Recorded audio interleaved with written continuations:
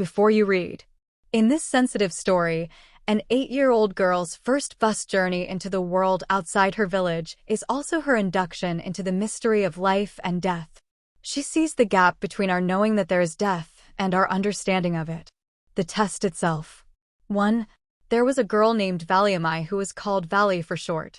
She was 8 years old and very curious about things. Her favorite pastime was standing in the front doorway of her house, watching what was happening in the street outside. There were no playmates of her own age on her street, and this was about all she had to do. But for Vali, standing at the front door was every bit as enjoyable as any of the elaborate games other children played. Watching the street gave her many new unusual experiences.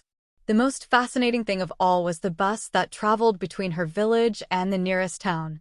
It passed through her street each hour, once going to the town and once coming back. The sight of the bus, filled each time with a new set of passengers, was a source of unending joy for Vali. Day after day she watched the bus, and gradually a tiny wish crept into her head and grew there. She wanted to ride on that bus, even if just once. This wish became stronger and stronger, until it was an overwhelming desire. Vali would stare wistfully at the people who got on or off the bus when it stopped at the street corner.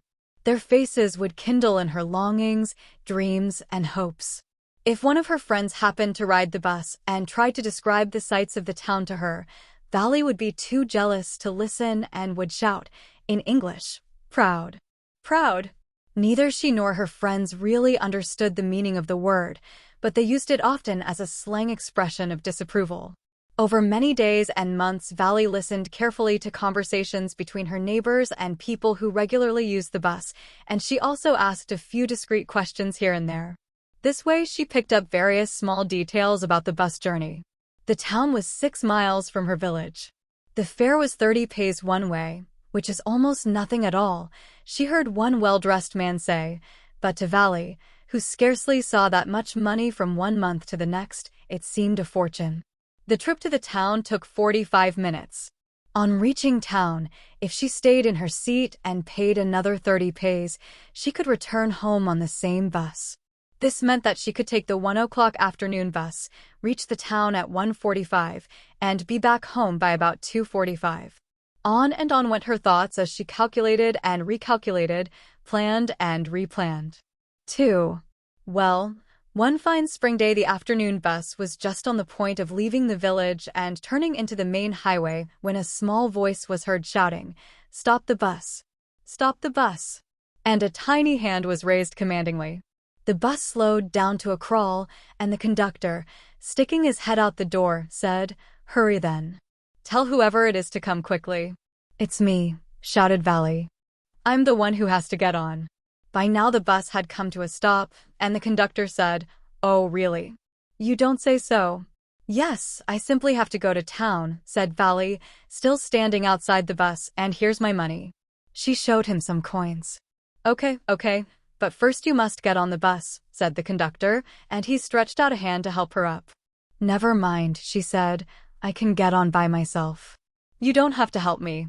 The conductor was a jolly sort, fond of joking. "Oh, please don't be angry with me, my fine madam," he said. "Here, have a seat right up there in front. Everybody move aside, please, make way for madam." It was the slack time of day, and there were only 6 or 7 passengers on the bus. They were all looking at Vali and laughing with the conductor. Vali was overcome with shyness. Avoiding everyone's eyes, she walked quickly to an empty seat and sat down. "May we start now, madam?" the conductor asked, smiling. Then he blew his whistle twice, and the bus moved forward with a roar. It was a new bus, its outside painted a gleaming white with some green stripes along the sides. Inside, the overhead bars shone like silver. Directly in front of Vali, above the windshield, there was a beautiful clock. The seats were soft and luxurious. Vali devoured everything with her eyes. But when she started to look outside, she found her view cut off by a canvas blind that covered the lower part of her window. So she stood up on the seat and peered over the blind. The bus was now going along the bank of a canal. The road was very narrow. On one side there was the canal and, beyond it, palm trees, grassland, distant mountains, and the blue, blue sky. On the other side was a deep ditch and then acres and acres of green fields. Green, green, green, as far as the eye could see. Oh, it was all so wonderful. Suddenly she was startled by a voice. "Listen, child," said the voice, "you shouldn't stand like that. Sit down." Sitting down, she looked to see who had spoken. It was an elderly man who had honestly been concerned for her, but she was annoyed by his attention. "There's nobody here who's a child," she said haughtily. "I've paid my 30 pays like everyone else." The conductor chimed in. "Oh, sir, but this is a very grown-up madam. Do you think a mere girl could pay her own fare and travel to the city all alone?" Valley shot an angry glance at the conductor and said, "I am not a madam. Please remember that. And you've not yet given me my ticket."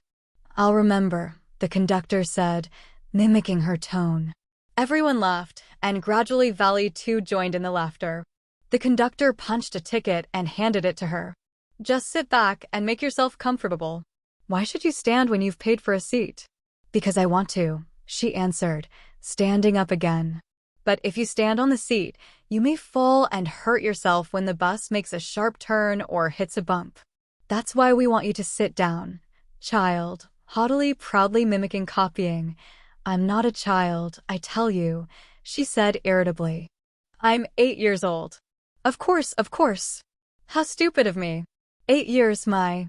The bus stopped, some new passengers got on, and the conductor got busy for a time. Afraid of losing her seat, Valley finally sat down. An elderly woman came and sat beside her. "Are you all alone, dear?" she asked Valley as the bus started again. Valley found the woman absolutely repulsive, such big holes she had in her earlobes, and such ugly earrings in them. And she could smell the betel nut the woman was chewing and see the betel juice that was threatening to spill over her lips at any moment. Ugh! Who could be sociable with such a person? "Yes, I'm traveling alone," she answered curtly. "And I've got a ticket too." "Yes, she's on her way to town," said the conductor. "With a 30 pays ticket." "Oh, why don't you mind your own business?" said Valley. But she laughed all the same, and the conductor laughed too. But the old woman went on with her drivel.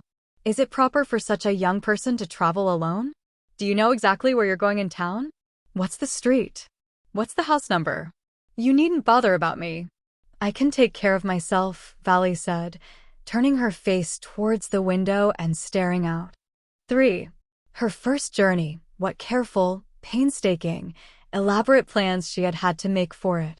She had thriftily saved whatever stray coins came her way, resisting every temptation to buy peppermints, toys, balloons, and the like, and finally she had saved a total of 60 pays. How difficult it had been, particularly that day at the village fair, but she had resolutely stifled a strong desire to ride the merry-go-round, even though she had the money. After she had enough money saved, her next problem was how to slip out of the house without her mother's knowledge. But she managed this without too much difficulty. Every day after lunch her mother would nap from about 1 to 4 or so. Valley always used these hours for her excursions, as she stood looking from the doorway of her house or sometimes even ventured out into the village. Today, these same hours could be used for her first excursion outside the village. The bus rolled on, now cutting across a bare landscape, now rushing through a tiny hamlet or past an odd wayside shop. Sometimes the bus seemed on the point of gobbling up another vehicle that was coming towards them or a pedestrian crossing the road. But lo, somehow it passed on smoothly, leaving all obstacles safely behind.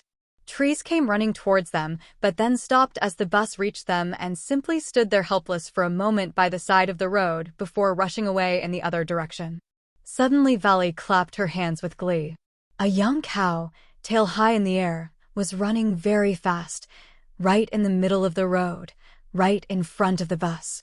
The bus slowed to a crawl, and the driver sounded his horn loudly again and again. But the more he honked, the more frightened the animal became, and the faster it galloped, always right in front of the bus. Somehow this was very funny to Valley. She laughed and laughed until there were tears in her eyes. "Hey, lady, haven't you laughed enough?" called the conductor. "Better save some for tomorrow." At last the cow moved off the road, and soon the bus came to a railroad crossing. A speck of a train could be seen in the distance, growing bigger and bigger as it drew near. Then it rushed past the crossing gate with a tremendous roar and rattle, shaking the bus. Then the bus went on and passed the train station. From there it traversed a busy, well-laid-out shopping street and, turning, entered a wider thoroughfare. Such big, bright-looking shops. What glittering displays of clothes and other merchandise. Such big crowds. Struck dumb with wonder, Valley gaped at everything. Then the bus stopped and everyone got off except Valley. "Hey, lady," said the conductor, "aren't you ready to get off? This is as far as your 30 pays takes you." "No," Valley said, "I'm going back on the same bus." She took another 30 pays from her pocket and handed the coins to the conductor. "Why, is something the matter? Thoroughfare, a busy public road, merchandise, things for sale." "No, nothing's the matter. I just felt like having a bus ride, that's all." "Don't you want to have a look at the sights, now that you're here?" "All by myself?" "Oh, I'd be much too afraid." Greatly amused by the girl's way of speaking, the conductor said, "But you weren't afraid to come in the bus." "Nothing to be afraid of about that," she answered. "Well, then, why not go to that stall over there and have something to drink?" "Nothing to be afraid of about that either." "Oh, no, I couldn't do that." "Well, then, let me bring you a cold drink." "No, I don't have enough money. Just give me my ticket, that's all. It'll be my treat and not cost you anything." "No, no," she said firmly, "please, no." The conductor shrugged, and they waited until it was time for the bus to begin the return journey. Again, there weren't many passengers. "Won't your mother be looking for you?" the conductor asked when he gave the girl her ticket. "No, no one will be looking for me," she said. The bus started, and again there were the same wonderful sights.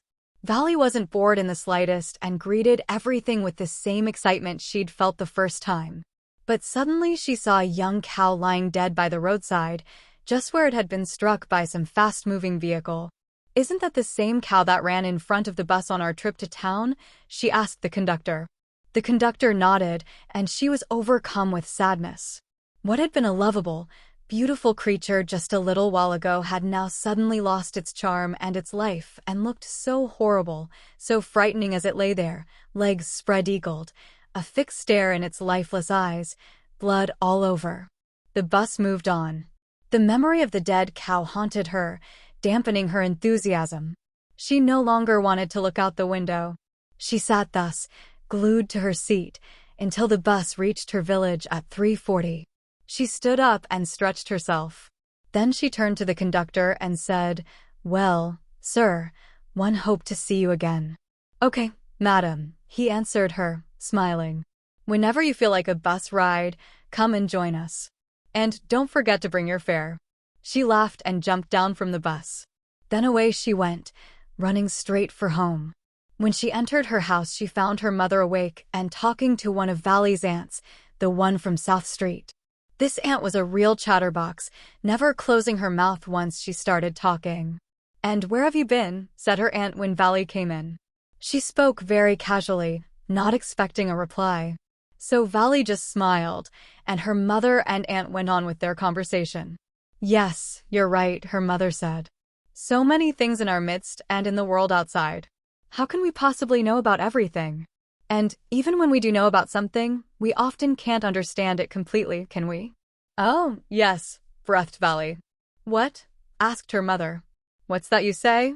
"Oh," said Valley, "I was just agreeing with what you said about things happening without our knowledge." "Just a chit of a girl, she is," said her aunt, "and yet look how she pokes her nose into our conversation, just as though she were a grown lady." Valley smiled to herself.